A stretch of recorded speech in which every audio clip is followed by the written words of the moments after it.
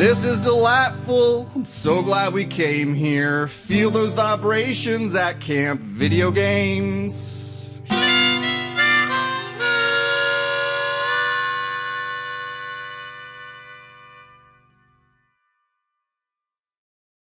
Well, howdy there, campers. Welcome to Camp Video Games. This is a podcast that covers video games and their multimedia adaptations. And today we're talking about Final Fantasy VII Advent Children. This is Junior Camp Counselor Sean, and with me is Junior Camp Counselor Josh. Hello. Junior Camp Counselor Josh is here to let all the kids know that once you have finished all of your dinner, All of it. No wasting. all of it, no leftover bites of baked beans, you are to be silent until bedtime. Okay? You hear that, Raj? Gosh, I'm so tired of that's counselor time, okay? You got to calm down. Children, you are meant to be seen and not heard. That's right. Here at Camp Video Games. Agreed. So Why do you think Michael Mayonnaise left? Michael Mayonnaise is missing. I miss him so It's been much. missing a long time. I love Okay. him. But Okay. let's talk about Advent Children. Campers, Final Fantasy VII Advent Children. Josh. Is Final Fantasy VII Advent Children. Is this is not the first direct sequel in the Final Fantasy legacy. I think is X2 the first sequel? Or no, okay. Actually, I did a little bit of looking into it. Okay. I believe it was either Final Fantasy 4 or 5 got a direct sequel in the way of OVA called Legends of the Crystals. Oh, I'm vaguely familiar with that as something that exists, Yes. but not as something that's relevant to any other Final Fantasy game. I believe that is a direct sequel to either 4 or 5. Interesting. But okay. in my experience as a gamer who never bothered playing Final Fantasy X, this is the first part 2 to a Final Fantasy that I had ever experienced. And that's noteworthy because it's a feature-length film and it was made by the original team that worked on part 1 by and large. Yeah, which I love for a lot of reasons. Yeah. Like you said right before we started recording. We'll have critiques, but I was pleasantly surprised. Yes. I do feel based on like where this will release, it's necessary to set some logistics that we saw the Yes, thank you. the theater or the in-theater viewing that happened a week and a half before Final Fantasy VII Rebirth was released. That's right. And we are recording this in the interim week between that showing that was February 22nd, 20-something, Sure. and the drop of Final Fantasy VII Rebirth on February 29th. So there are some knowns and unknowns that will be part of this discussion. That's right. It was it was an interesting experience being in a theater surrounded by people who all have very similar interests and Yeah. body odor. Yeah, for sure. I can't tell how much of like any of the laugh and cheering moments were just me amplifying how much I was enjoying myself, or if it actually was a sort of community thing that was happening and other people were too. The first time we saw Barrett on screen, the crowd went wild. Yeah. And when Marlene did an impression of Barrett, I was in tears. I was ready to just like I was very happy at that time. Yeah, I was having a good time. Campers, this is a fun first for us here at Camp Video Games. This is the first feature-length film that we're discussing. It's been a long time coming. We are in the thick of it in terms of episodes. We've done literally dozens. I don't know how many. I'm not counting right now, but I think we're around episode 30 at this point. Yeah. So that good for sounds us. about right. Big pat on the campers' back. But Final Fantasy VII Advent Children came out in theaters 2005.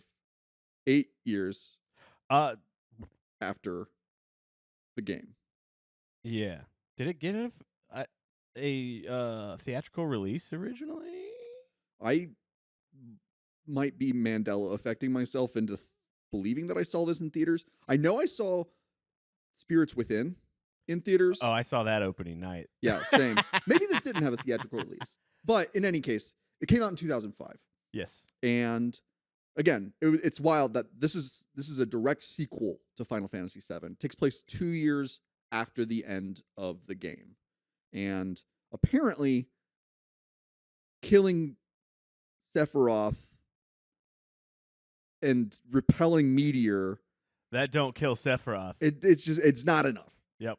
And man, right on top, it is amazing to just revisit this world of Gaia and to see where our friends are. I mean, I've spent literally thousands of hours with these characters. Yeah. And now most of that is me just pressing circle and making the numbers get bigger. But a big chunk of those numbers are of those hours was dedicated to learning about these characters and what motivates them and why they choose to fight and they don't just give in to despair. Yeah. And those are prevalent Why themes. they choose to fight further even. Those are prevalent themes in the movie. This is the title of a song, right? Yeah. Being stupid. Yeah, All that right. has to be that's going to go under the radar for a lot of people. Anyway, yeah. The one thing I want to say before we dive into the movie proper is there was a interview that aired before the movie started. Yeah, they're doing like a mini documentary. Yeah. Specifically for this theatrical re-release of the movie. With Yoshinori Kitase, who's The director of the game? he is sort of he's produced or directed most Final Fantasy VII or most Final Fantasy things, but Tetsuya Nomura That's right. is the director of both the film and the series. The Final Fantasy VII remake, rebirth, re-3 The new series. The new. Yeah. So the fun takeaway of the interview that is that Kitase is basically just sticking to this firm line when they're just asking him to compare it to Final Fantasy VII remake series, that it's just we made Advent Children, and just ever since then we wished we could have the actual game take place with this level of graphic fidelity. Yeah.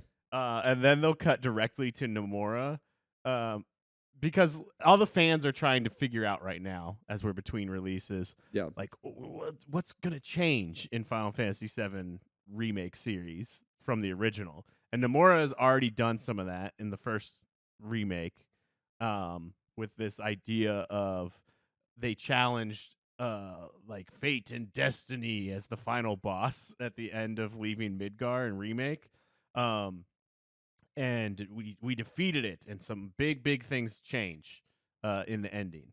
And so Katase's like, yeah, none of that shit matters. Like, that has nothing to do with Advent Children. We just wanted to remake the game, make it look cool. And then they would cut directly to Nomura, and he was just like, oh yeah, so those 3 ghosts that you fought at the end of Final Fantasy VII Remake? That's directly related to Advent Children and directly related to Rebirth. Like, it's like they played those 2 responses back to back, and it was so funny. When they're being interviewed for this little mini documentary, they're not in the same room. There's like one guy's like sitting in like a dark room, the other guy's like, I don't know, he's like in like a throne or something. Yeah, it's like you could tell they just gave them a similar interview and then just played their responses to the questions. That's right. This is really funny. My takeaway was that they viewed Advent Children almost as like a proof of concept for this remake trilogy. Well, that's sort of the line Kitase sticks to. Yeah. And Nomura, who is the director and did like this character designs and like a lot of the art direction in the original game, he's the one who's like, oh no, the story is all intertwined and things are gonna matter. And Kitase's like, nah, it just looks cool. It does look good. I mean, for a 20-year-old CG film, looks pretty good. Honestly, yeah. Maybe before we start getting into the movie, we can get like the broad strokes takes done and out of the way. Sure. Because I have a few. Like, that is something I'll say, mostly complimenting like that I was kind of shocked. Like I knew they weren't gonna go do anything to make it so like it presented better on a big screen in the theater, right? Oh, like they're So not gonna give it a glow up. right. So I knew it was just gonna be like a direct transfer of the original, like a digital copy of the film, and like just project that on a screen, right? Sure. Like they weren't gonna do anything fancy. So things that definitely have evolved since then, but were really interesting to see were like the character models you could feel, especially in the action sequences, that like they were designed and rendered in different like spaces, like the lighting when it Oh, like you notice this stuff way more than I do. like the lighting of the characters would be like you can see they don't fit the environment they're engaged with. Yeah. Almost like the pre-rendered backgrounds of the original game at times, which was Interesting. really funny. um and yeah, that was what I meant to say, is that it felt like, okay, there's a little less time and energy that goes into the field that the environment they're interacting with than the actual character models. And it's also the same in remake, which is funny as well. It's like the main characters have this insane glow up. They look gorgeous, and then as soon as you start talking to NPCs in remake, you're like, oh, this feels like a PS2, PS3 game. Yes, I've seen because I still have not played the remake or Rebirth or any of that. Well, no one's played Rebirth yet, but yeah, it looks like yeah, you said it perfectly. They look like PlayStation 2 characters. The NPCs do, and it's a little jarring, especially since you can like make out like individual hairs on like their Nanaki's body, and like he's got all this like amazing motion when he's moving, but then everyone was like, "Hello, it is me." Yeah, this guy are sick. Yeah, and my other thing that sort of surprised me in the movie, that I think I've only seen it once before, around the time it came out on DVD in the US, and I think I was less in depth in this with the series at the time. You know, it was like college era. I was like, oh, video games don't get you pussy, so I'm gonna pretend I'm not into them. You know, like, but I watched it with our dear friend of the show, CB, that we know from back then. What up, babe? And I just remember it being like one and done. Didn't really think that hard about it. Yeah. But now rewatching it, I'm like, God dang, the action sequences are like, they're such a good time. I just kept thinking, like, they don't make movies like this. No, they don't. I originally, upon viewing this movie, did not like it. Same. I couldn't make the numbers go up. Yeah. What was I can't make the numbers get bigger. What's the point? Yeah. But as an old man, I'm an old man now, weary in my ways. Loved it. I loved seeing the characters as they have slightly evolved over their quote unquote 2 years of development from the game. Yeah. Love the character evolution, but like I love the big dumb spectacle that they've embraced more and more as the graphic fidelity of each release goes up. But like, and that is something it feels like it's made for kids who can suspend their disbelief of like how insanely powerful and godlike these characters are. Yeah. I know Claude's level 99. Yeah. He should be doing like no problem with Bahamut Sin. Yeah, but like I'm just like hooting and hollering is my my go-to phrasing for the way this kind of like big spectacle action makes me feel at this age. Because like I don't know. I just feel like the action movie, as it's been like Marvel and Star Wars-ized, it's just like flat. There's nothing exciting happening in like modern American filmmaking, like visually. That it was just like a lot of fun to see like these big, fast, dumb action sequences. Sure. Yeah. I just wish every time they hit somebody, I'd see a number above their head. I'm just so used to that. It would really fix a lot of problems with the movie that I have with it. All right, let's get into the let us continue from broadly stroking to now working through the minutia of this movie. So, Josh, what happens at the end of Final Fantasy VII? You want to just bring us all up to speed here? The same thing that happens at the beginning of Final Fantasy VII Advent Children. So we see Meteor crash down to Gaia immediately as Cloud defeats Sephiroth. It's like, well, that didn't stop Meteor. So then what's happening is the planet is responding with Aerith's basically when she was dying, she was like casting holy with the white materia. And there's some other things we'll see in the movie and throughout the compilation. It's like Aerith has almost become like Mother Earth itself. Yes. And like is almost like the queen of the life stream. That's a good way of putting it. Yeah. So it's implied in the OG ending, Aerith's casting of Holy was basically like Kamehameha blasted against Meteor. We don't see the official outcome of that, except that we do see that 500 years later, life is still thriving on Gaia as we see Nanaki and a few cubs run and see the reforested rubble of Midgar. That's right. And that's how this film starts, is with that exact same scene given a CGI 2005 glow up. Now, it's like at that point in the game, you know, we had just finished it. I can no longer make the numbers go up, but you defeat Sephiroth, and at that point the game's over for you as a player. But what I love how Final Fantasy VII Advent Children handles this is that, you know, I don't have to press any buttons to get to see all of this happen. Yeah. And with Midgar being reclaimed by the Earth, as it's very Breath of the Wild, right? Mhm. You've got this ruined megalopolis, and it has. I want to play a game in that environment. That's fun. That would be cool. Yeah. If only there was a remake. We'll see. So, but this is a glow up of the original FMV at the end of the game. Yes. And And it's not given a timestamp either in the film.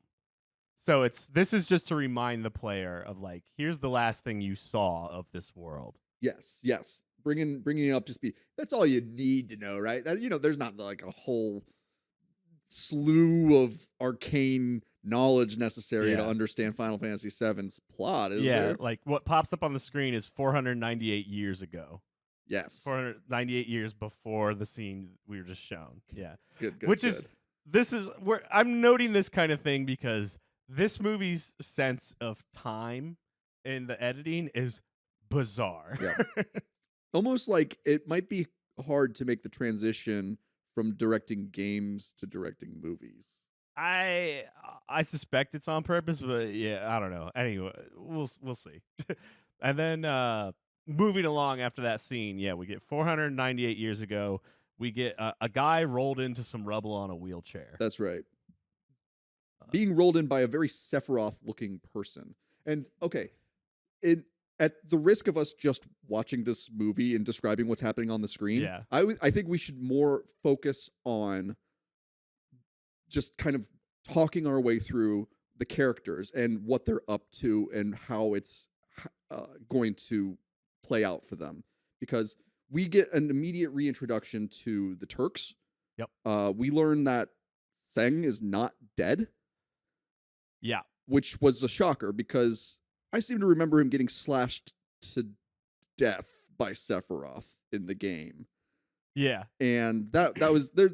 But we've seen Sephiroth slash people and survive. That's true. We've seen him do it to Cloud, to Tifa, to that's it. He's not as tough as he leads on. Yeah. But we get I mean, again, what I love about this movie, and it's not all glowing. Like, it's not all glowing in the way I look at this movie. But what I do love is that I get to see just an incredibly refined version of the very simple polygonal characters and environments. Mm-hmm. And we're at the North Crater. The Turks are running into some trouble. Reno apparently has red hair. Oh yeah, he's always had red hair. He just seemed to have. He looked more like a brunette in this game, but. Yeah. What is it? Is it Reno, Rude, Sung, and Elena are all at the Northern Crater? That's right, and they're running into some trouble. We just hear that there's a scuffle, and Reno and Rude escape, whereas Sung and Elena, I think, is how they pronounce it in this. And that whatever. But no sight of them right now. Yeah. And Marlene, Barrett's adopted daughter, kind of works as the film's narrator, and she Yeah. gives us a bit of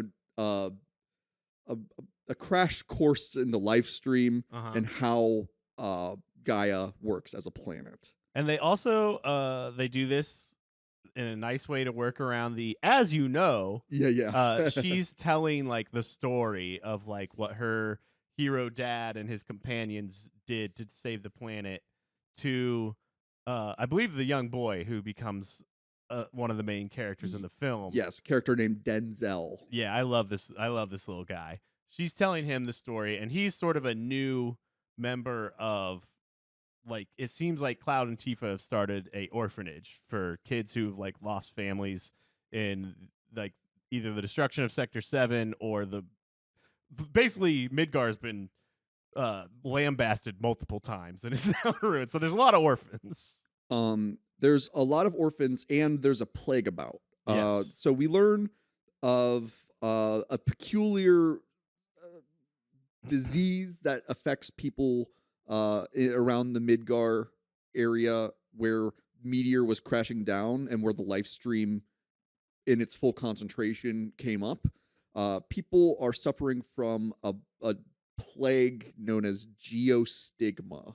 Yes. Which we're going to learn more about as the movie progresses, but right now it's essentially a leprosy.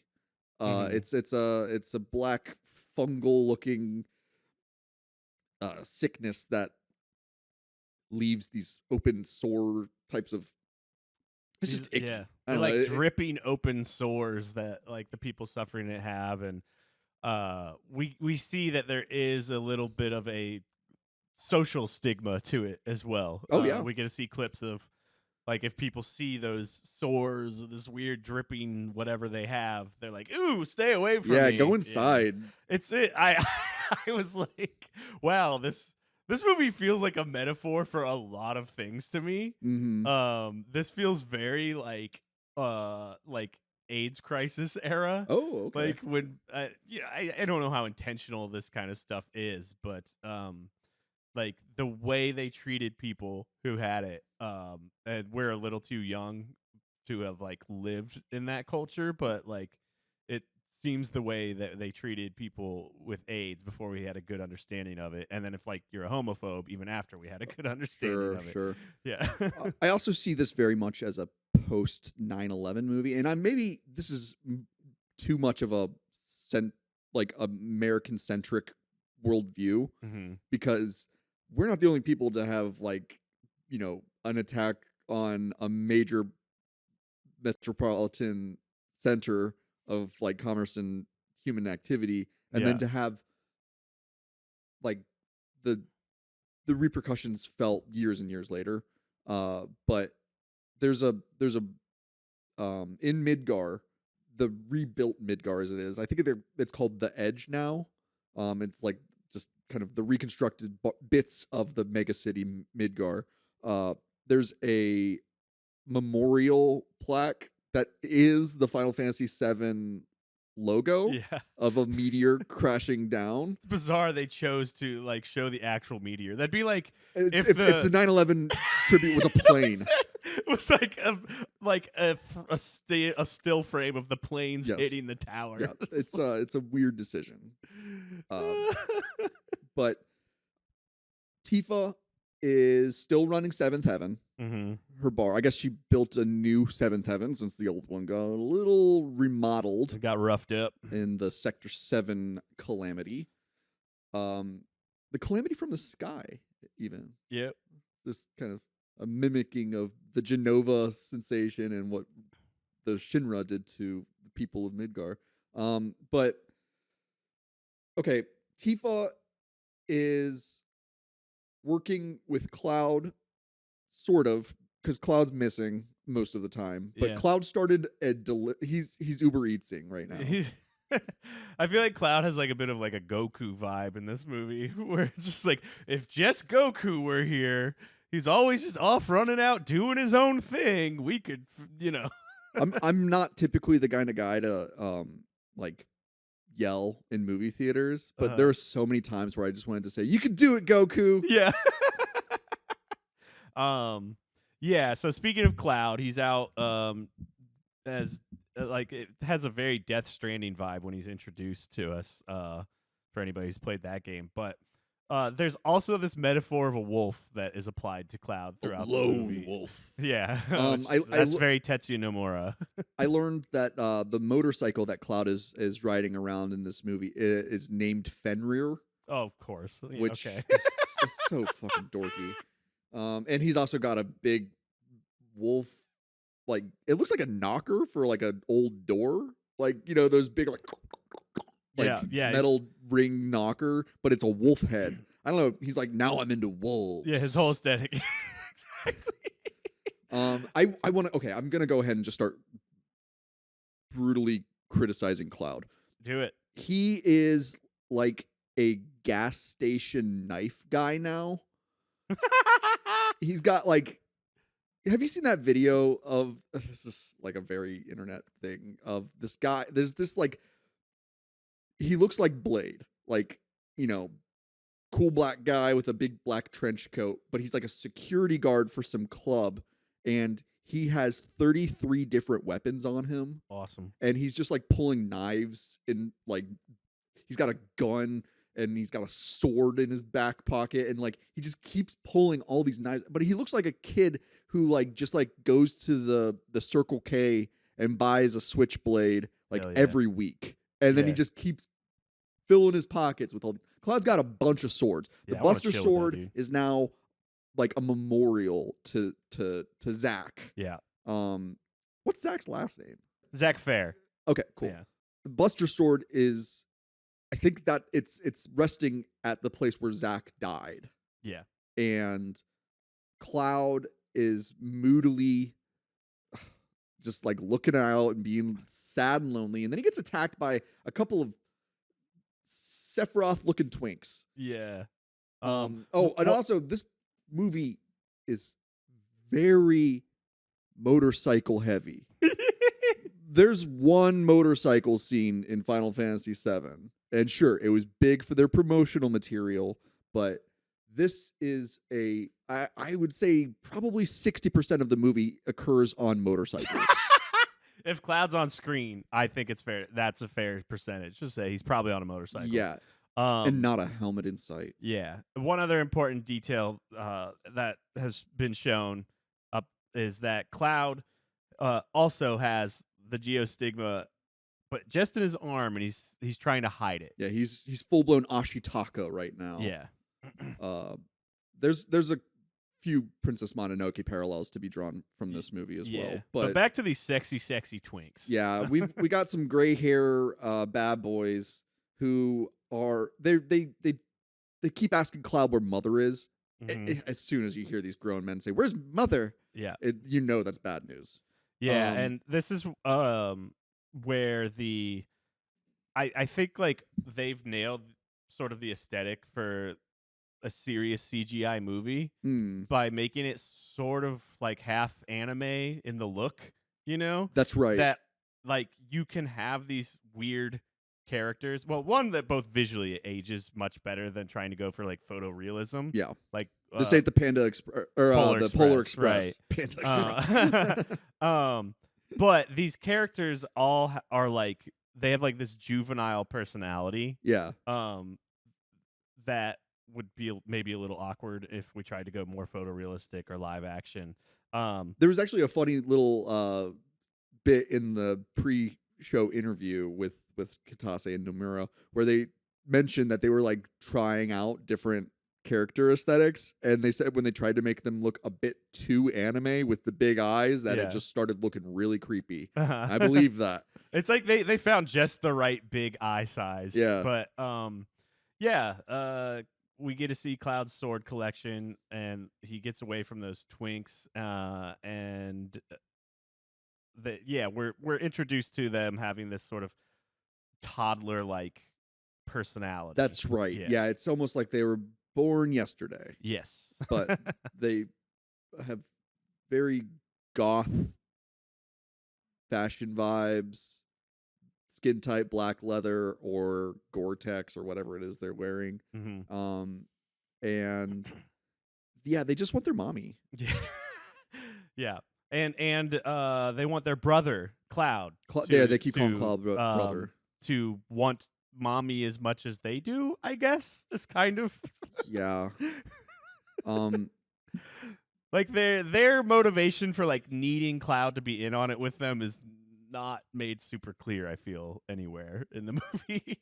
I think it's a matter of it's like when a child is trying to fit in with adults and they speak with what they think is like an adult tenor, but they still talk about childish things. Yeah. Yeah, I don't know. Their motivations are just kind of singular, and they don't have personalities outside of their wants. Right. You know, they're like they could be kind of broken down as like archetypal. You know, one represents like sadness, one is innocence, and one is anger, maybe. But wow, the names. Okay, we've got these three Kadaj. Oh boy, the only one I remember. Yeah, because he's the main. Azul is Azul one, or is that? Or am I thinking of a different Final Fantasy VII? I think you're thinking of a different thinking. Wider universe name.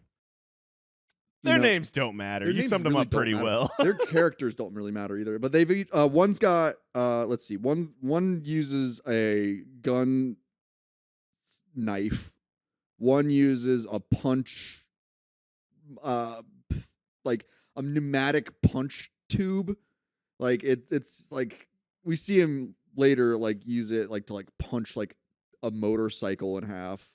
But and then Kadaj, who's the main of the three, he uses a double-bladed, but not the way you'd think, a double-bladed katana, but instead of it being like a Darth Maul double-bladed where there's one blade on each side, it's just like two blades. It's like a mezzaluna. Yeah, it's very odd. It's stupid, actually. Its purpose seems, I don't know, maybe it's like if you run somebody through with it, you have more leverage because you've stabbed them in two locations. I don't know. But at first when you started describing those, I was like, this part doesn't really matter. But going back to what Nomura said about like, oh, it ties into Rebirth and Remake. In the final boss section of Remake, this like fate destiny monster you fight separates into three characters. And if you're playing Remake and not thinking about Advent Children, you think they represent Barrett, Cloud, and Tifa. Yeah. Because of their weapons. But a gun, a sword, and a punching. But in the interview where Nomura's like, oh no, it's actually there's those shadow things from the end of the game. People suspect that he just verified that it's these three characters. Do you think they're gonna like become integral parts of the game? Well, we killed them. Yeah. At the end of Remake. Good. Which means like, oh, now we're maybe on a different timeline. I think the Remake is a sequel in that it's like gonna be like, oh, what if we nudge the timeline slightly by changing a few things? I think we can just go out. I mean, we're not, folks. Spoiler alerts for Final Fantasy VII Advent Children.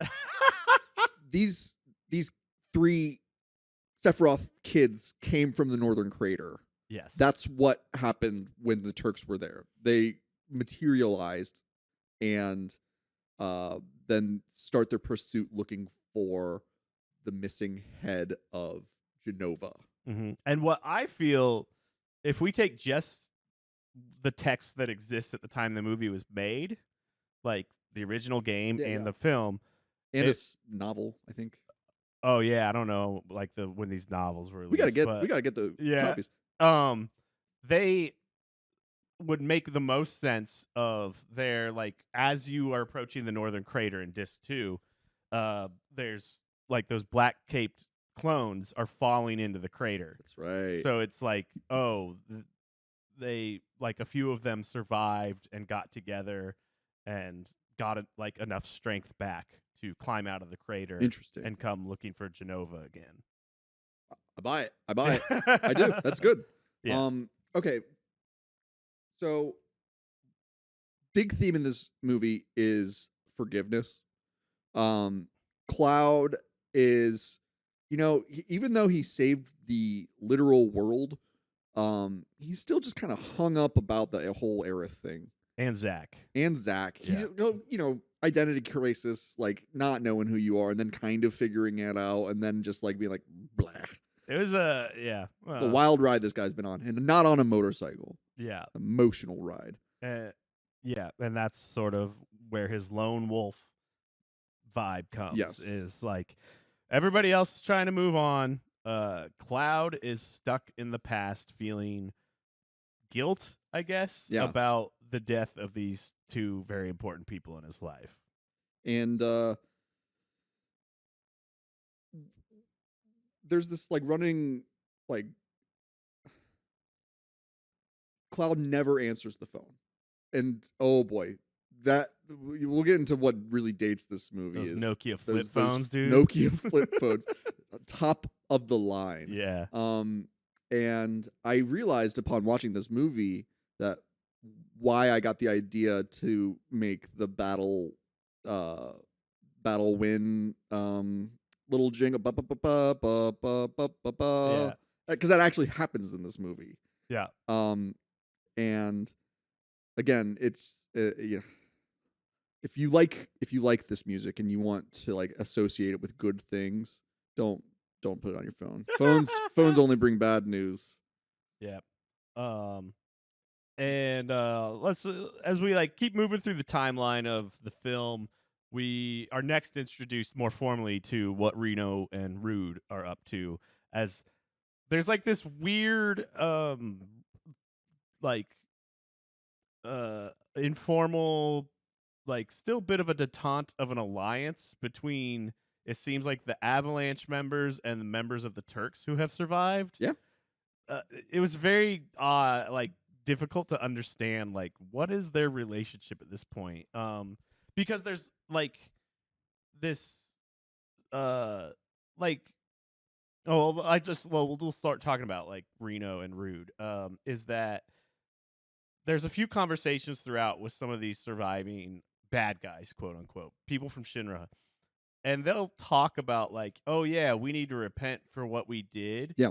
And I'm like, I don't know if they're being honest or if they're just saying this because they're like, oh, we need the good guys on our side for a little bit. It's like a good question. It's and also President Rufus Shinra confirmed that is his full name. And like, because they said Rufus Shinra in the movie. Mhm. We talked about that a previous episode of just how that's kind of a weird name. Yeah. But Rufus is alive. What, like, in the game, he got absolutely killed by weapon. He was in a like he watched as is that Diamond Weapon that kills him in that case? Diamond Weapon just like obliterates Shinra Tower with Rufus looking in. I mean, he would have been cut to ribbons by the glass. He would have been melted like a steel beam under some jet fuel. Yeah.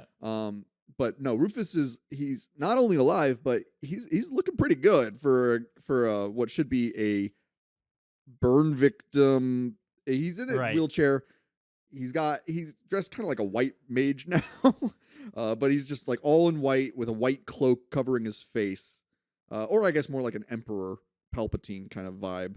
Yeah. But I don't know. He's all. I mean, he wore a white suit in the game, so I think that's just in keeping with his linen suit vibes. Like his only indication of any sort of injury from that blast is that he's in a wheelchair.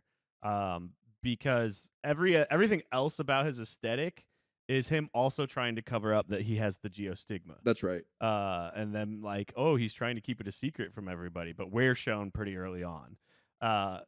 And then like later when he does unveil himself, yeah, he is like, oh, I'm fine, other than geostigma. I guess all of the money in the world kind of helps. Yeah, I guess so. You know, it's like when Trump got COVID. Remember that? That was sure. So funny. And everybody's like, he's gonna die. And then 2 days later, he's like, I'm fine. I'm back. I got the greatest treatment in the world. It's not even a big deal, folks. It is. Rufus wants to work with Cloud. He summoned Cloud to an area, I think it's called Healin, which is not a visiting spot in the games. At least, maybe it will be in Rebirth, but who knows? It's like a weird little mountain community, I suppose, near Wutai. That's a total guess. I just saw a bunch of forests and mountains, and I just remember that big arduous trek we took through the western continent to get to Wutai, and I just thought maybe that would fit. But Rufus wants to repent for the wrongs that Shinra committed, because he fully acknowledges that like it's Shinra's fault that everything happened. Without Shinra, Gaia would have been a pretty chill planet at that point. But essentially, he wants to enlist Cloud's help to. Well, what is it that he wants Cloud to do with him? I don't know. It doesn't matter. Honestly, who cares? So the thing I want to talk Actually, about, though, on Rufus's positionality here, is he does this hilarious thing that equates him to like a modern day anti-vaxxer. Okay. Where like he explains the Occam's razor like explanation for what geostigma could be, where he's like, yeah, look, we were mining like precious resources out of the earth, and then all these huge explosions happened and people are living around them. He describes it basically as like nuclear fallout type of illness, like something that makes sense. And he's like, no. Okay, here's what it really is. Yeah. Sephiroth's still out there, and Jenova is like, it gives this like conspiracy theory explanation to get Cloud on his side. He's right, but he's right. That's the problem, is that he did his own research and it actually yielded the truth. So the people of Midgar think that geostigma is essentially like a different form of Mako poisoning. Yeah. Where in fact it's a result of the infection left by Jenova in the life stream. So being exposed to the life stream in those high quantities also exposed you to high concentration of Jenova cells. As like, and also Sephiroth. So it's like Sephiroth was sort of the injection of Jenova into the life stream itself. Yes. And I don't know when we first hear mimetic legacy, if it's in this conversation or somebody else. Campers, when we were watching this movie, Josh was just having a blast taking notes. I got like, what was it? I just became like activated. You know, like I was like, oh, this movie's saying stuff. Yeah. Like, the term mimetic legacy. You want to dig into what that because that this is like stuff Hideo Kojima plays with too. Oh, absolutely, especially in Metal Gear Solid 2. Yeah. So he might even actually say the words mimetic legacy in that game. I don't recall, but yeah, they explain that the theory is that geostigma is the mimetic legacy of Sephiroth and Jenova infecting the life stream, and then as the life stream is like coming out like nuclear fallout radiation is causing it is causing people to get sick with like the mimetic legacy of, and it feels like this stand-in almost for like, and again, I'm applying like a very modern lens to this. Sure. But I like in my notes, I was like, mimetic legacy in modern day like comparison, it's like fascism. It's like this thing where like people, it's like this sort of like evil that just keeps rising every couple decades of the past 150 years. Where people are like, things aren't good. We need an explanation, or we need a scapegoat. We need a scapegoat. Oh, let's try this fascism thing, and like everybody's getting infected with the geostigma of fascism now, and that's kind of like what Sephiroth and Jenova are. It's like there's always gonna be this like evil that just rises, and it's just like everybody collectively just has this memory, you know, that we all swim in of like, oh, here's an answer, and it like just keeps coming back. Because what's the definition of a meme is it's like a unit of information.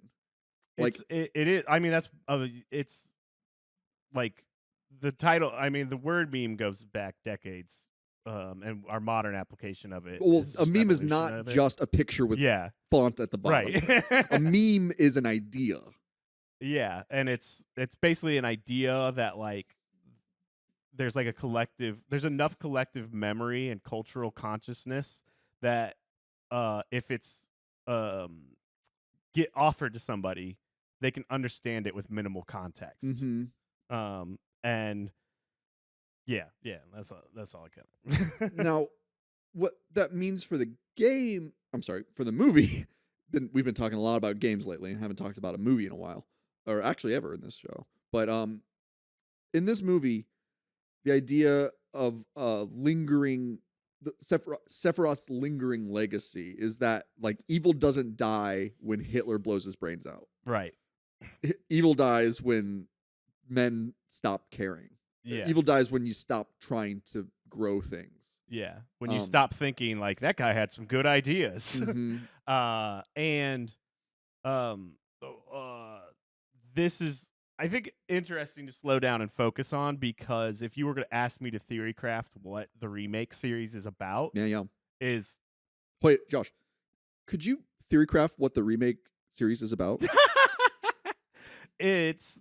that's what I think the main antagonist is going to be, is like, we need to finally destroy the mimetic legacy of Genova and Sephiroth. Because otherwise it's going to be like the Advent Children timeline, where it's going to just keep coming back. So they're going to find some way to like destroy it once and for all at the meme level. Let's break down the title, Advent Children. Right. Because like when I use the word Advent, it's as a Westerner, I just think Advent calendars for Christmas. Yeah. But waiting for somebody important to come. And the children, I see the Advent Children, they could be Kadaj and his brothers, or it could be everybody suffering from geostigma. Right. Or, go ahead. No, I mean, I just don't know. I think it's left vague or up for interpretation. Yeah, I saw it as both. Mm-hmm. These are the Advent Children of Genova, are the enemy, and then at the end of the film, when we're curing all the children who were the like orphans of the war of geostigma, they are the Advent Children of the new world and like a more hopeful future. A+. Yeah, I didn't go to grad school. You numbskulls. I got waste of money. I got rejected. I tried to go to grad school for creative writing, and they said no. Yeah, it is funny though when I interface with like grad school people, and like they basically, this is how they talk. It's just about like more boring things. Yeah. Yeah. No, we're so much better than them. Yeah. Anyway, yeah, that's sort of the idea of the title. Moving along. Oh, we didn't really say much about Reno and Rude. They're characterized very similarly to the game when we have them more fleshed out. Reno's they try to do a lot of comic relief with him. Oh yeah, Reno and Rude. I mean, this movie is in love with Reno and Rude. Yeah. Now, I actually, one of my kind of riffs on this is that I think Reno specifically is a bit mischaracterized compared to his game version. Yeah. Because he's loyal to Rufus, like to a fault almost. And that does not, we celebrated Reno when at the Turtles Paradise in Wutai, he was like, people who sacrifice themselves for their jobs are not heroes. They are suckers. And like, that is what he's doing. Yeah. Wait, do they die at the end? Of Reno and Rude. They of the blow movie? I don't recall. They have those. They both have like bombs that they use to attack the two brothers, not Kadaj's two brothers. I feel like they might have sacrificed themselves for the cause. Well, the problem is the movie applies anime rules all over the place. Where you see people take Cloud gets shot in the forehead, and it just breaks his sunglasses. Yeah, you see people take multi-100-foot falls onto concrete and just like dodge roll out of it. So who knows who's alive and dead at the end? Yeah, in the game, Cloud did fall like 100 stories, and then his fall was broken by some flowers and a church roof. Okay. Campers, this movie is fun. first had a and good foremost, time. it's not the first thing I'm saying about it, but it is a fun movie that is somewhat marred by hard to track pacing. There's a lot of jumps in time and location. I couldn't even tell you if Cloud is necessarily the main character of this movie. It's the problem that these types of like Ensemble cast type Exactly. things. Yeah. like who's the main character of the Lord of the Rings? Or I think Star Wars is an even better example. Like Luke Skywalker is not really the main character of Star Wars when you start to talk about the series as a whole. Yeah. But in this, everybody, I mean, Cloud and the Turks, they get like equal screen time. Yeah, I know, it's very bizarre. Um, Especially Reno and Rude. We spent like you said, we spent a lot of time with Reno and Rude. yeah, And they are cool. Yeah, I think Reno, they go a little too far in the comic relief direction with him. Like, we see elements of he does not have the full respect he thinks he should command, where like I like the scene I talked about in the podcast where he tells his soldiers not to step on the flowers in the church, and they're all like, "You idiot, you're stepping on the flowers." Yeah. Like, that's a hint that, like, okay, maybe this guy's not as well respected as it seems. But this, like, he's such like a goof. Yeah. Like, he's such a inept goof. And compare that to in Wu Tai when he finally downs Don Corneo. Oh, he's and like he's such a badass about it. He's so cool when he kills Don Yeah, Corneo. like, I want to see more of that Reno in the movie. Sure. And it goes more the goof direction. But I would have liked to have fun, seen whatever. Dio in this movie. We did see because they also before the screening, and they were doing this little mini documentary about why they decided to re-release Advent Children 20 years later. They also gave us some teasers of Rebirth, and we got to see the Rebirth version of Dio, and he's looking pretty good. Yeah. Yeah, like I saw him, I was like, oh, that's got to be Dio. It's the only. Well, he's not the only character in this game in Final Fantasy VII who's just a dude in a Speedo. There's like quite a few dudes in Speedos in Final Fantasy VII. I need a high fidelity Speedo though. Oh, I can't wait. You see that light source. What's next? We get I'm trying to remember the order of operations here in the film. Do you recall after Cloud like refuses to help Rufus and leaves? To help Rufus, Rufus puts it basically, it's like, if you do this, we're gonna restart Shinra, but it's gonna be good Shinra this time. Right. And Cloud's just like, nope, fuck that, and like does not aid them in that way that they asked for. Right. Which is, I think, the right call. Like, you can't trust these guys. Correct. Just because he said he's Soul-we doesn't mean that he's a good dude, Rufus. Like, this dude has tried to kill you multiple times. That's right.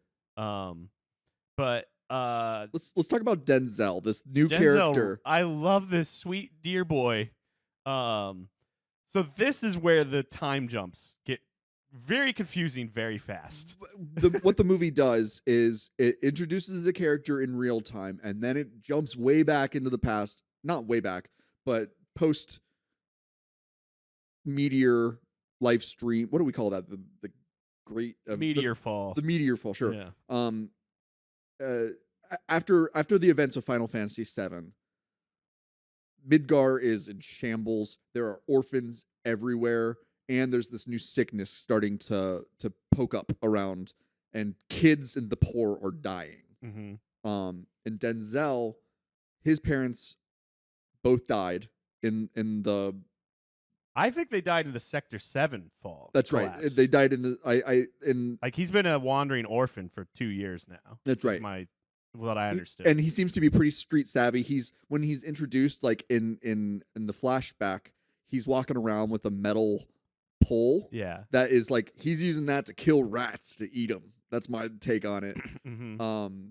Or to fight off all the other orphan kids so they won't do bad stuff. Mm-hmm. But Denzel uh looks like, is it Sora? Yeah, he The looks Kingdom like Hearts kid? Sora. Yeah. And I think that's intentional. I don't know. Maybe they just have like this is what I mean, it's kids look like. But he's got the Sora hairdo and just like I they're heard both I Tetsuya heard Nomura characters. I heard someone Just- else in the theater say it too. Yeah. I wasn't the only one thinking it. But um Denzel, he is okay. In the movie, Denzel is a cloud avatar. He's a lonely kid who needs help but doesn't know like what good it would do him. And like it's like you don't know how being loved can actually help you until you've like really accepted it. Uh-huh. That sounds really Christian of me, and that's not where I'm coming from. But like being loved and Yeah, loving but it's like it's true. to love someone, you must first love yourself.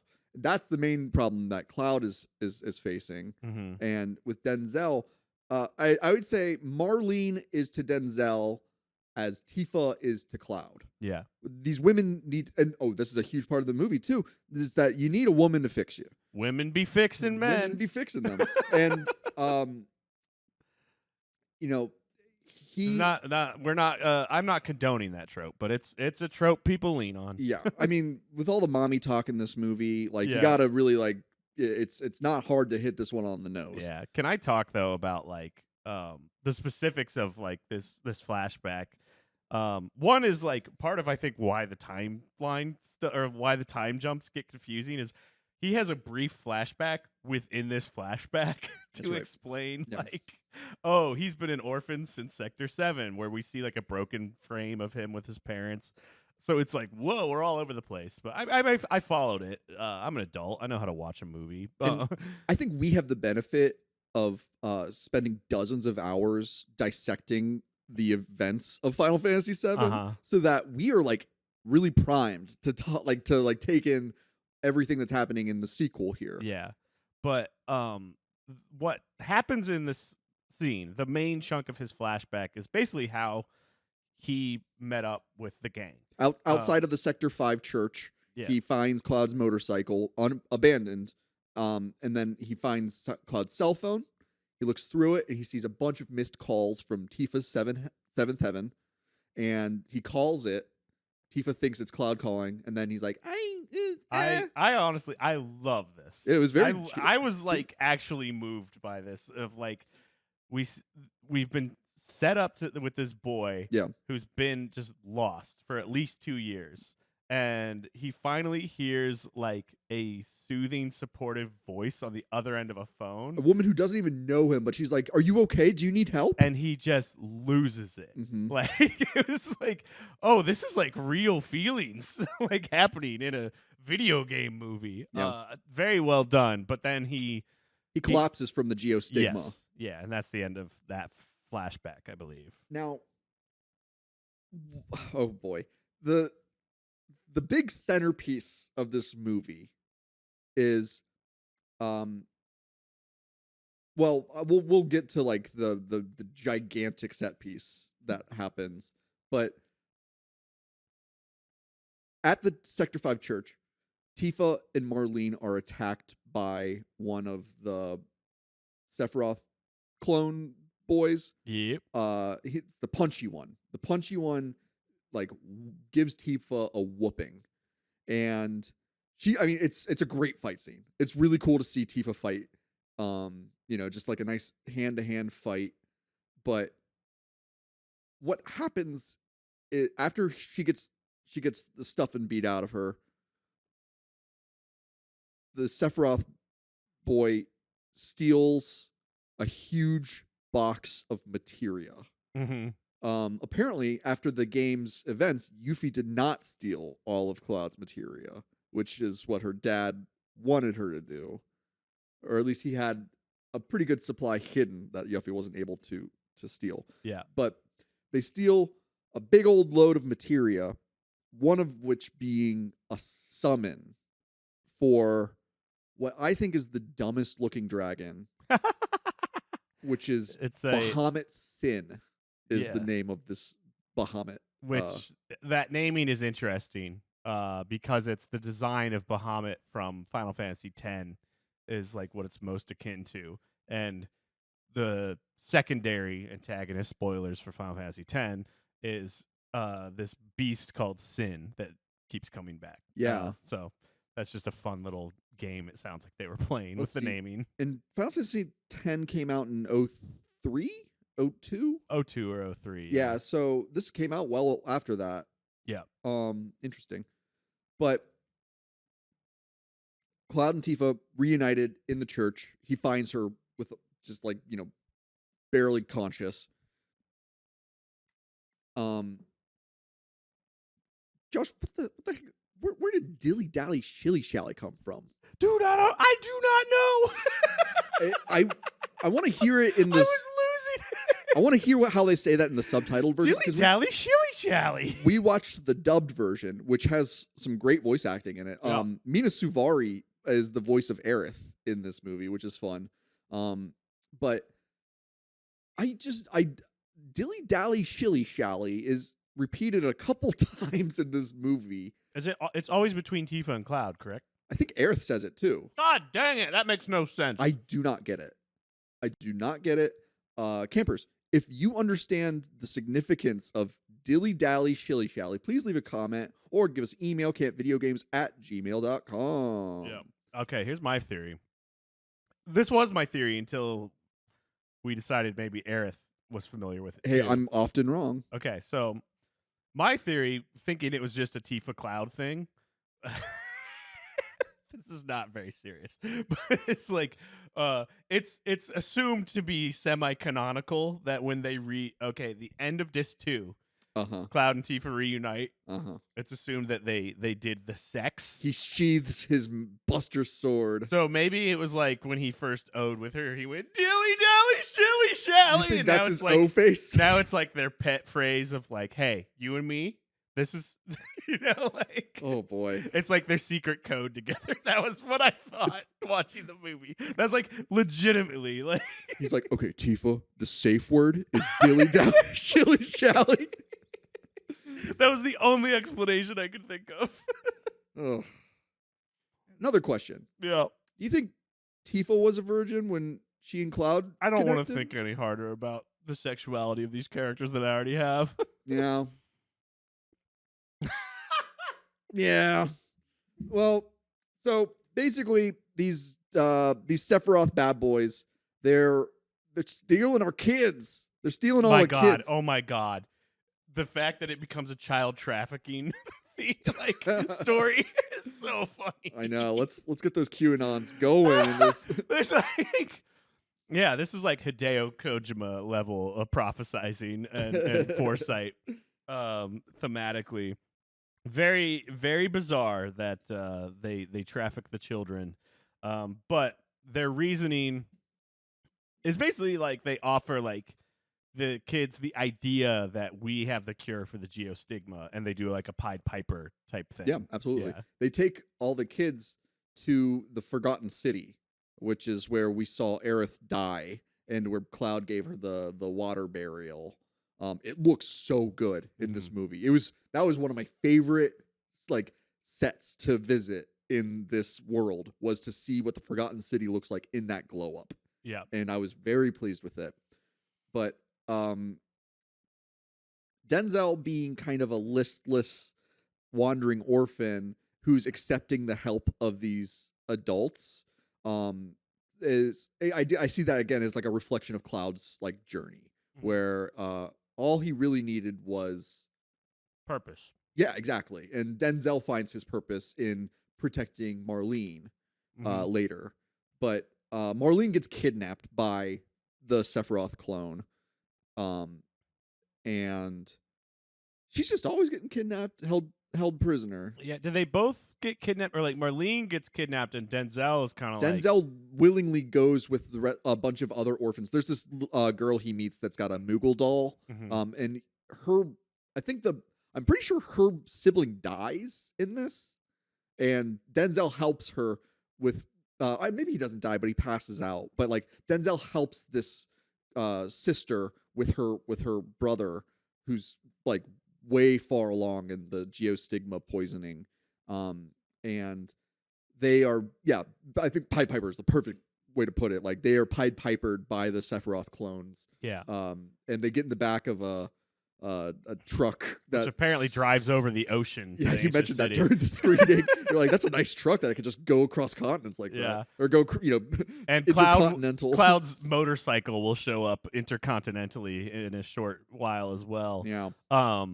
And I think one thing I want to add about Denzel's following of the boys, the Genova boys, is it's like implied that it's both he's duped by the hope of cure for his geostigma, but he's also like maybe a little frustrated, like Cloud's abandoned us. Here's somebody else. So it's like showing the out or the what's the word, I'm blanking on the word.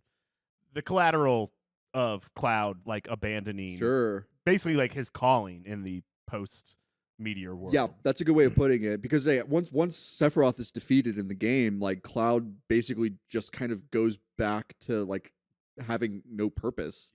And starting a courier service is probably not the most fulfilling job for Cloud, who has master materia and level 99 and 9,999 HP, 999 MP. Yeah. What do you do with that when what's the Alexander quote? Like he wept for he had no more worlds to conquer. Oh right, yeah. That is Cloud. But all the kids who have been duped, is this? I think they're playing like some butt new metal during this part, which is great. Yes. Of the is it the One Winged Angel like metal version? I don't remember. There's some just like butt new metal that is just like I think new to the movie. Sucks for this. Yeah. It's very early 2000s. But they do this like baptism in the waters. I guess that Aerith was buried in. Yeah. And it makes the kids it kind of like awakens the Sephiroth-ness of their geostigma. All of the Sephiroth, when there's a distinction between the eyes of humanity and the eyes of Sephiroth, which are cat eyes. Snake eyes. Snake eyes, or like Slytherin eyes. Yeah, they're the sliver in the center instead of a round pupil. Yeah. I always thought it was more of a cat, but yeah, snaky. But what's the deal? What are they doing with these kids? Yeah, things start moving like a little more chaotically, I feel like, at this point, with a little less explanation of like the what and the why. But we cut to Cloud is aggressively riding his motorcycle into the Forgotten City to save the children, and he has a vision with Aerith. Yeah. Aerith is basically, she's like, there's nothing to be forgiven, Cloud. Like you are punishing yourself. No one else feels like you're a failure or that you've let anyone down. Like this is the dilly dally shilly shally. Like she's saying basically like dilly dally shilly shally. Like what do you do? Like you're just like he's like stuck in limbo right now, and he needs to find his purpose again. Mm-hmm. And it's I guess that it's used as like the women's way of waving away his like sort of like stop toxic being so masculine emo. brooding. Yeah. Where like they're like, you're just doing this just to put weight on yourself for no effing reason. Sometimes, feeling sad about yourself, if that's the only thing you can like muster, that's what people just go for it then. Just self-pity is kind of a comfortable blanket of misery. Yeah, it's like like a incel could stand to learn something from Cloud's evolution through this movie. It's like you got to stop feeling sorry for yourself at a certain point if you want to feel better. But yeah, Cloud shows up and he roughs it out with the Genova boys, right? There's several very fun fights that seemingly it's hard to like be like, what are they doing and why? There's a lot of action in this movie. And it's usually of Cloud versus the Sephiroth clones or the Sephiroth clones, they summon these like dark beasts Yeah. that are like, they kind of remind me of the Kingdom Hearts things again. Oh, the Heartless. Yeah. That's a good analogy. And again, Tetsuya Nomura at the helm. This is all very much his vibe, very much his aesthetic. Yeah. Yeah. Oh yeah, and I mean we got to make mention of the fact that one of the Sephiroth clones uses a gun blade, much like our Yeah, we sweet, love it. our sweet boy Squall. Yeah. It's cool. It's a cool looking gun blade. It doesn't have a sharp tip, which honestly is fine because there's it's, I guess it's more of like a axe knife. I don't know, whatever. Who cares? Yeah. But sweet Vincent saves the day when Cloud's getting overwhelmed by these Sephiroth clones. Yeah. And man, this movie loves Vincent. Right. Get big old vampire hard on for Vincent, even though he's not technically a vampire. He's got some mad Dracula vibes. But and also like the way that Vincent like flies around with his red cloak, it's like Spawn. Uh-huh. Have you watched that in the last like 20 years? No, but looking back at it, I know exactly what you mean. Yeah. It's just like a aesthetic that kind of sticks with you. It's cool. Vincent is way more up to speed with what's going on. And let's not forget, Vincent is a former Turk who is good at intel gathering and at like espionage and combat and breaking hearts. But Vincent has been keeping an eye on Kadaj. He is privy to what happened in the North Crater, and wants Cloud to go back with him to Midgar, or maybe not with him, but he tells Cloud like, I got it from here. Yeah, he gives him. He's basically Cloud's like Gandalf, Hey, here's the deal. Here's what's going on. Yeah. You're the chosen one. Go get it done. And then action starts moving, basically. The big set piece that I wanted to talk about is Bahamut Sin. Because these Sephiroth clones, they think that Genova's head is underneath the 9/11 memorial. That's so silly. And so they summon Bahamut Sin to destroy the memorial so that they can access Genova's head, which would then allow them to reunite with their mother, which would reincarnate Sephiroth. Obviously. I mean, that's makes sense to me. But my problem with Bahamut Sin is his mouth. It's not very dragon-like look. It looks like a dude in a dragon mask that doesn't have a snout. A dragon needs a good snout, a nice long schnoz. It's got to be more serpentine. Whereas Bahamut Sin looks like, you know what? It reminds me of the blue meanies from Yellow Submarine. It's a very specific look with the we all live in one. Yeah, right.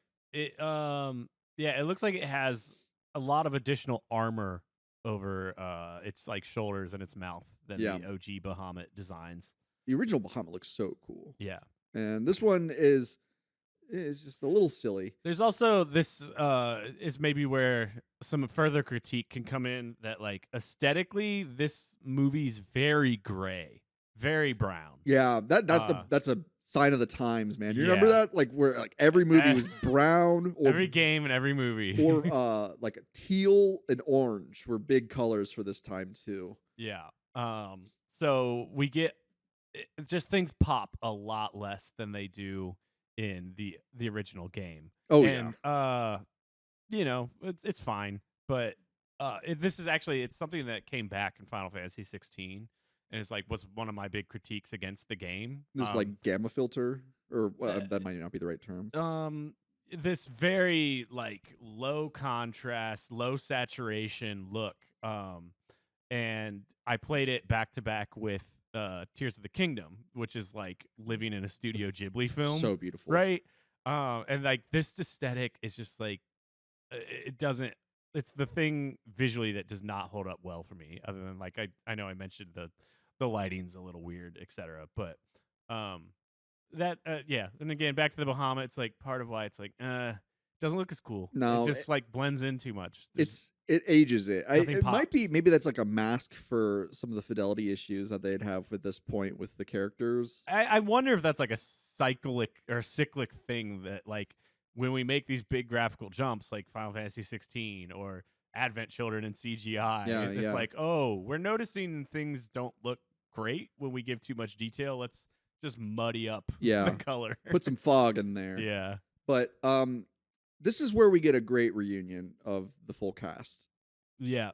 We get to see This is where like a lot of it's just like a lot of fan service for the next 20 to 30 minutes. that is absolutely correct. This is fan service of the film. Yeah. But it's a big fight. I mean, we've got these Sephiroth clones, we've got the Bahamut Sin flying over the city, summoning all these dragon or these shadow dog monsters.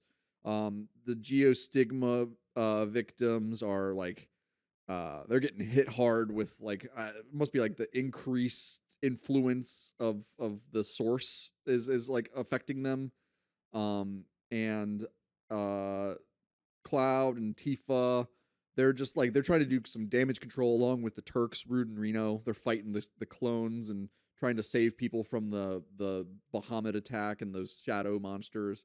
And then we get we just get this great reunion of the cast that like they all come in at just the right time. But here's okay, so Nanaki looks great in this. Kate Sith. No more is he writing. That's Reeve, Right. of Shinra, who was remote controlling a robot cat that was riding a robot Moogle or Mog, whatever. It don't make sense. It don't make sense. Now it's just the robot cat, but he's riding Nanaki, and it's great. But it's like, what are you doing here? Why? What's he like? I don't think he does a lick of good besides some comic relief. Because they thank God they gave him an adorable Scottish accent. Right. And he's like, "Oh, what are you doing there?" It's absolutely charming. It makes me like this character who I've spent hours hating on. Yeah. But we get Nanaki, we get Kate Sith, we get Sid. Okay, did you catch the name of the new Highwind? I don't remember, but It's I did hear. Shira. Oh, He named it after his abuse victim. Oh, isn't that See? lovely? I'm not so bad. Yeah. Oh, and we got Barrett wearing Sick ass some- cornrows. he's got some sick cornrows and he's wearing a fishnet. He's very 05'd out. It's like you know how like the Predator wears that like fishnet, Yeah. like he's wearing basically that and a puffy sleeveless vest. Yeah. Woo! So 05. It rocks. Yeah. I was Um, right back in high school. Oh, and Yuffie, she's got these like knee-high Chuck Taylors. Man, it's nice to see everybody. Since we first brought up Barrett, the only things we've heard about Barrett before this where you mentioned Marlene's impression of him. Yeah, she was like, stop feeling sorry for yourself. Or Yeah. something. And I think it's either Cloud or Tifa's on the phone with him Oh my to explain why he's not there. Yeah. Did you catch the reasoning? He found an It's- oil field, right? He's out looking, it seems like, for like new energy sources, and instead of Mako, he's looking for oil. So he moved from coal to Mako to oil. And it's like he's like such a like this is like, you know, my critique I make of the modern libs is like they're like, well, we've got to still consume as much stuff as possible. Sure. We just got to find a better, like I think we talked about this in one of our episodes of like, no, lithium is a problematic resource too. It's Absolutely. like, and Barrett is so that guy. He's just, I'm on to the next way that we can live in computer land. I mean, the planet at this point is not relying on Mako now that Shinra's been disbanded. Yeah. What's powering all these cell phones? That's a great question. Oil? I guess. I don't understand. The next 25 minutes is just a big fight. I mean, most of this movie is a big fight. Yeah, and everyone has godlike anime Goku powers. Yeah, people are just flying around. It's so good. It's so dumb. I love it. They're doing attacks on Bahamut that would not do a single thing to him. I mean, they're trying to get through his armor, it seems, while he's just blasting the scaffoldings around Midgar, and it turns into Inception. It's just people doing all this insane acrobatics. It's like a dream. They're just I love it. Inhuman. I feel like Inception is the right comparison. It's I feel like only Christopher Nolan gives me this level of just dumb gravity and physics defying action anymore. Yeah. There's a cut where we see that the entire Rufus is he's been kidnapped by Kadaj, or maybe he's leading him somewhere. They have this kind of. I think he's been playing he's gonna help them this whole time. Yeah, it's confusing. But turns out Rufus has had Genova's head it's a head in a box. He's had her head under his little FDR blanket. Yeah. And he tosses it. He tosses it off of a 30th floor, building, and Kadaj tries to shoot him, but he ends up hitting the box that the head is in. And Rufus is falling with he sets off a bomb to try to kill Kadaj. He jumps off the roof, and boy howdy, Seng and Elena are still alive, and they have net guns that they catch Rufus with. That was another moment I was like, hell yeah, dude. Who cares how dumb it is? I love it. It's so silly. I guess Rufus, seemingly Rufus still has money, so he can still afford to pay the Turks. But again, thinking about the Turks' motivations, they're not I guess Alina is a company man, where she's there to serve and protect or whatever. Yeah. But Seng, I couldn't really speak to Seng's motivations as much either. But specifically Reno, it's out of character for him to be a Turk still, in my opinion. Unless the money's there and he's not being asked to do, too much war crimes. I guess it's almost like Rufus Shinra had so much power and money that's even if you do take him down, it's he's still gonna have enough left that working for him is lucrative, I guess. Yeah, so Donald Trump Jr. is always gonna have sycophantic hangers on. Yeah. And this is we're looking at Donald Trump right now is he'll lose some court case where they're we got him for $300 million, and it's the man's everything about him is fake. All of his money is fake. It's just his power is his just charisma and refusal to stand down on anything. Yeah. And the libs are ooh, $300 million court case. That'll we stop stopped him. Yeah. It's nah, I think Rufus Shinra is the same way. I sold enough sneakers, not a big deal. Looks great. Yeah, he'll come up with another scam. Another grift.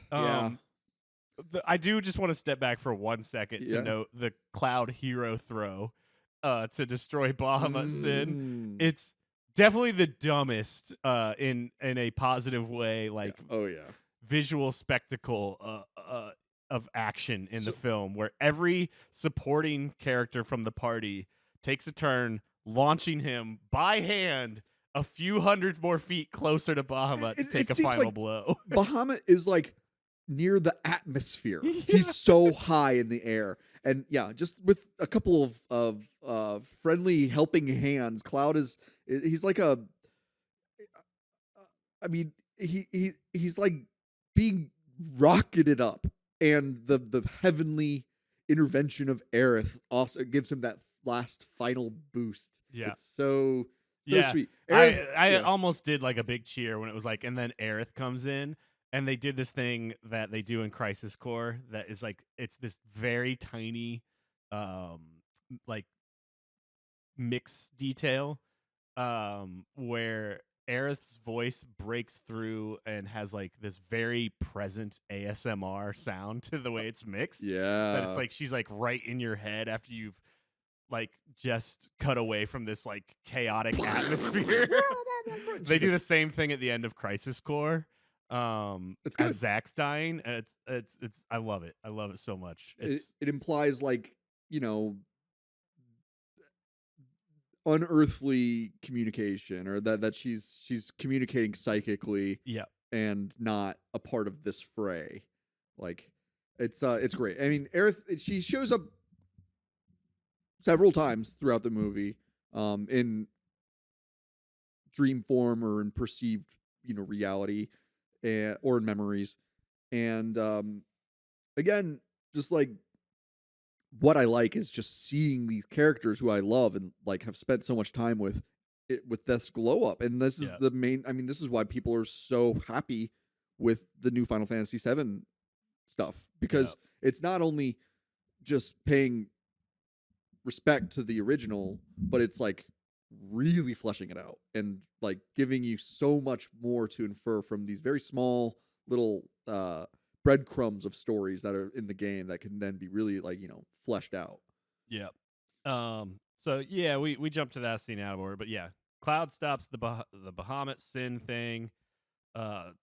Rufus tosses the head, which is, again, it's like, what's his villain motivation? Because if he had this thing the whole time, he could have just crushed it and it'd be over. I think he was using it as a bargaining chip. Maybe he was like, maybe I will work with these guys if it'll stop if it'll save me. Yeah, that makes sense. Because he's also wanted to way out of the Geostigma. Yeah. Okay, but yeah, then I guess he tosses it.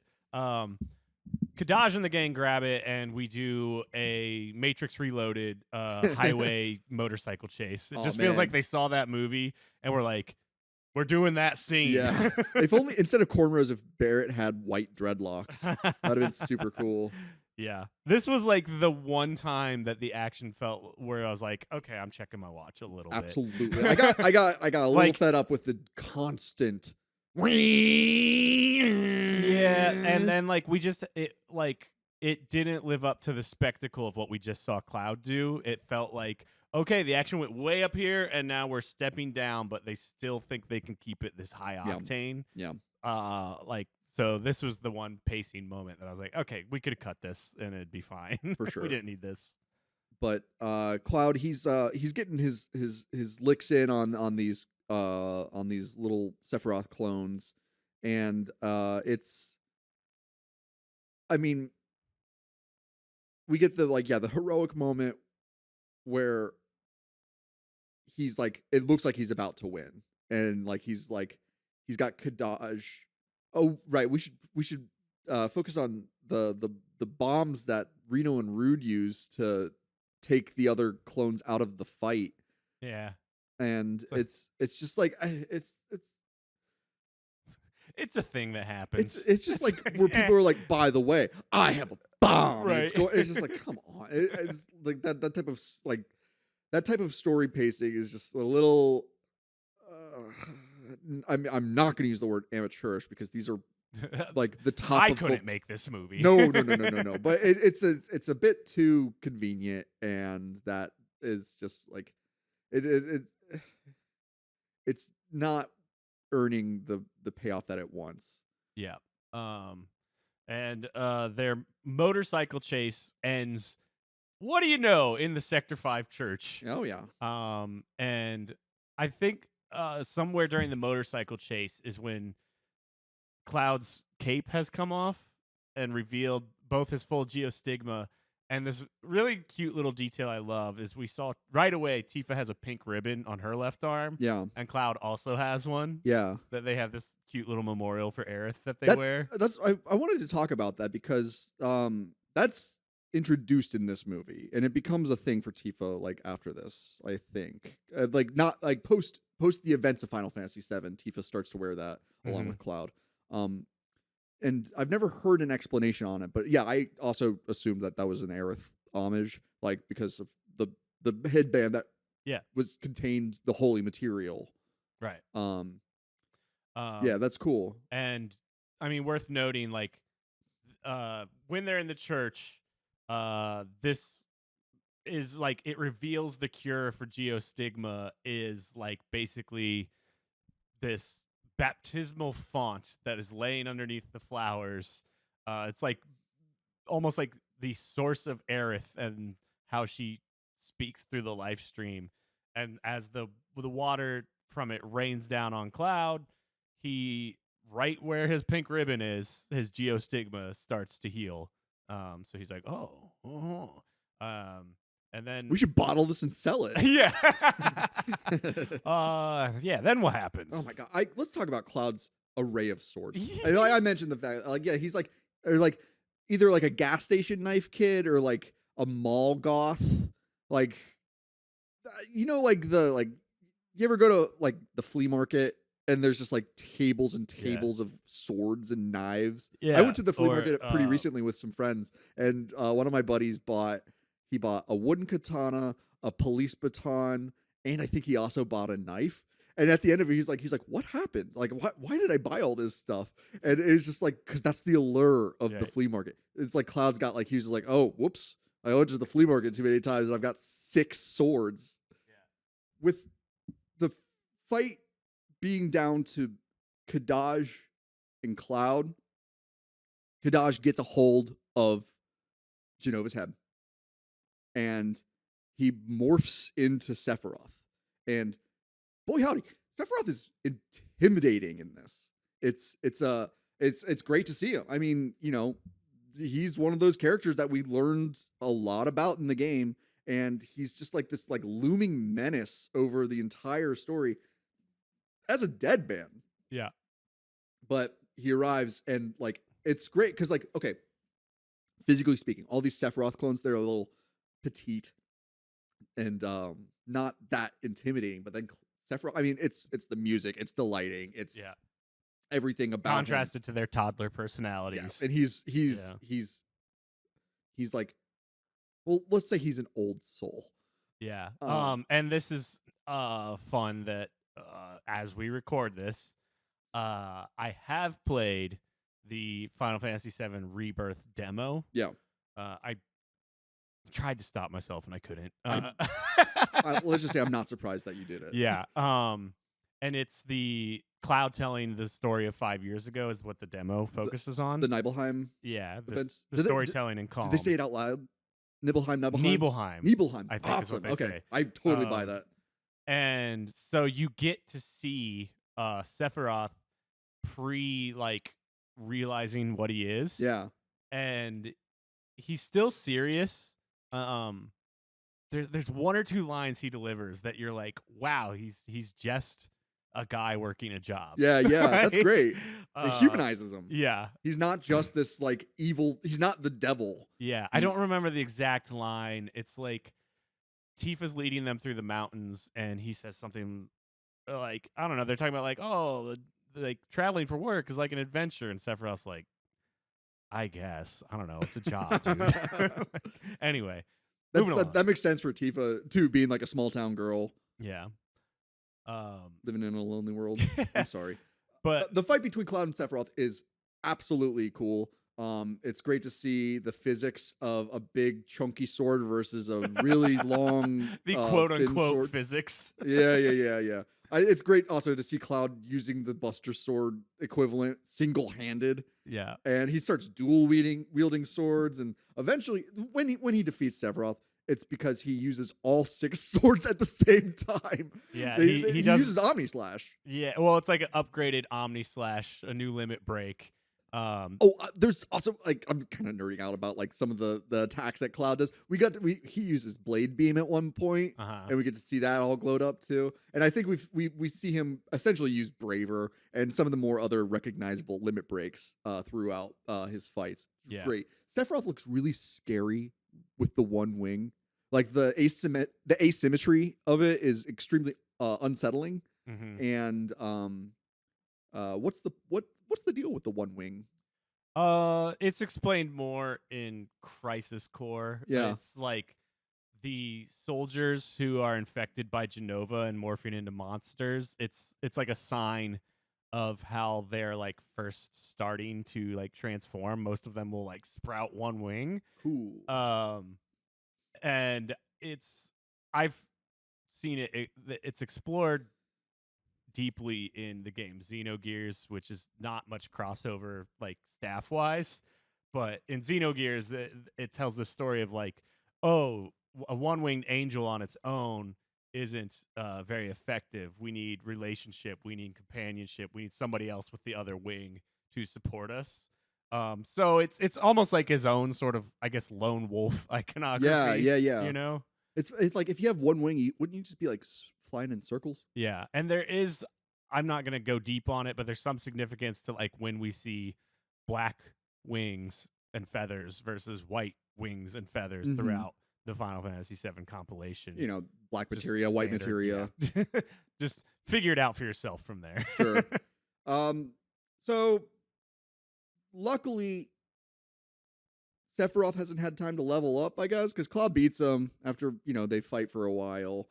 And I mean, with Sephiroth defeated, you'd think that'd be the end of it. Yeah. Well, and Cloud's his main inspiration, or where he gets his strength from, is his visions of Zack and Aerith, and we get an extra focus on Zack saying like, defend your honor as soldier, which is a thing he says a ton in Crisis Core. You're my living legacy, which is also a Crisis Core thing. Yeah. So this is a very Crisis Core tie-in.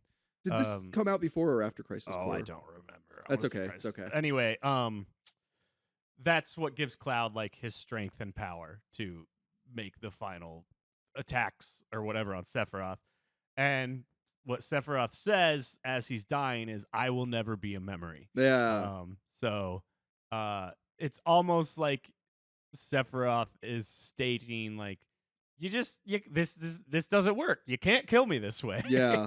Interesting. I like to be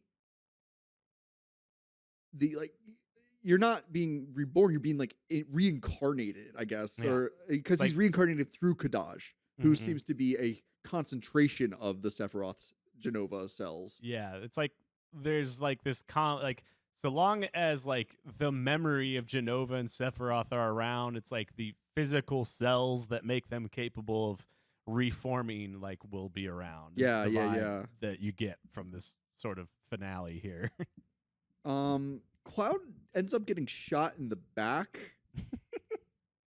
Sure. And apparently bullets hurt now, but he basically, it doesn't matter. I mean, Cloud does not die at the end of this. It'd be kind of cool if they did kill Cloud though. Well, like thematically, just to like and Cloud's dead. Yeah. But just talking briefly about like, okay, Cloud defeats the bad guys.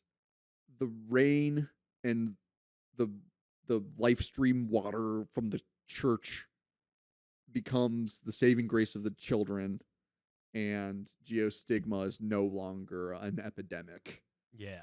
And very cute scene where Cloud like baptizes Denzel in the baptismal font of the Sector 5 church. And then like when they see it cure the geostigma, the kids jump in the pool and party. Come on in, the water's fine. Yeah, it's great. I love it. I love the ending of the movie. Yeah. It's just like the Christian iconography is like kind of heavy in this. Yeah. Like, and I guess that's true in Final Fantasy VII as well, with the church being a very important spot. But just like being baptized in a church saves the day. Yeah. Is what happens in this movie. Right. And I guess, to wrap up what happens in this, like Cloud redeems himself in his eyes. Like he's able to forgive and to love himself now, therefore making him a more complete human being, thanks to the help from his friends. And apparently Sid's not an asshole anymore. Yeah. Because I don't think we see him smoking either. Maybe he gave up cigarettes. Well, times change. Yeah, and Cloud's like final realization or whatever you want to self-actualization in the movie is seeing Zach and Aerith standing in the doorway of the church in ghost form. They're like Jedi ghosts, you know? Yeah, they're Jedi ghosts, and they do like a sort of like "you've got it from here, sayonara" kind of thing. Yeah. That like I'll admit this was like where I teared up a little in the theater. Oh. Just like but because I just comparatively thinking about like seeing this in 05 as like a dumb college kid, For sure. you know, yeah, whatever. And now as like a nearly middle-aged man, where it's like, oh yeah, like no, you have like lost people early at this point, and you don't know how to deal with it or how to carry it. To see them be like, we're proud of you, buddy. We're moving on. You've got it from here. I was like, oh, you know, like I was like, it hit different for sure.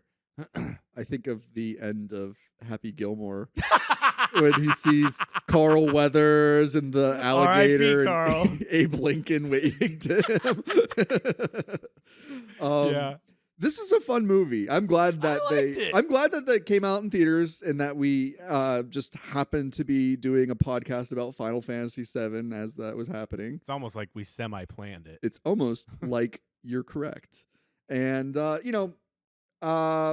don't know what, like, and in my mind, this is the end of the story for Cloud and the gang at this point. Yeah. Like, what else? What next? Like, they'll be like, oh no, there's all the chocobos are laying bad eggs. Yeah. What do we do, Cloud? I mean, the way I see it is not a single chocobo in this movie either. Oh, that's true. We saw a wooden toy chocobo. I wanted to see a real chocobo. They Sephiroth's line is what left it open for a sequel, and I see the remake series as that sequel. Yeah. Of like, okay, we're gonna go kill that memory now.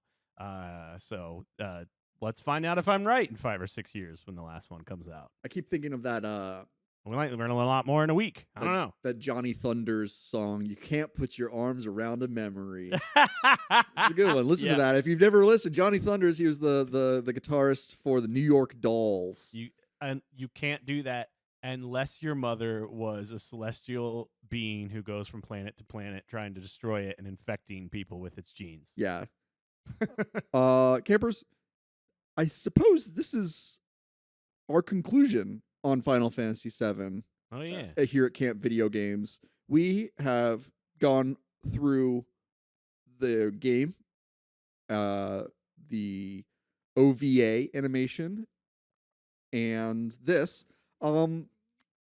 Stay tuned, and we might just figure out if we're going to read these novels here around Final Fantasy VII, and maybe that'll be a exclusive at patreon.com/campvideogames. Who can say? Not me. I'm not in charge. I'm just a junior camp counselor. I know. As soon as Michael Mayonnaise gets back, he'll decide. He'll let us know. Once we have our reunion with Michael Mayonnaise. Burn out, burn out, burn out. Where could Michael Mayonnaise be? Burn out, burn out. Ba-na-na. Thanks for listening. Love you guys. Well, maybe, but some of you. And be sure to tell your friends about Camp Video Games. Make it a thing. Make it a secret club. Don't tell anyone except your friends. Don't tell your enemies. Tell your enemies. This is quite a growth hack. I don't know what I'm not a marketing whiz, but tell your friends anyway. Yes, and this is Final Fantasy VII Advent Children, and it was fun, and I'm glad I watched it. Bottom line, I just had way more fun than I anticipated, and it held up way better than I thought it would. Hey, gang, you can watch this for free on YouTube. Final Fantasy VII Advent Children, right there. And hey, you can watch other episodes of Camp Video Games as well. Yeah, go subscribe. We'll see you later. If you'd like to write to us, send a message to campvideogames@gmail.com and follow us on Instagram at campvideogames. If you want to become a real happy camper, you can support Camp Video Games on Patreon. For $5 a month, you'll be granted access to even more discussions about movie-based video games, game-based movies, full-length commentaries, playthroughs, and more. Whether you sign up or not, we're glad to have you here at Camp Video Games.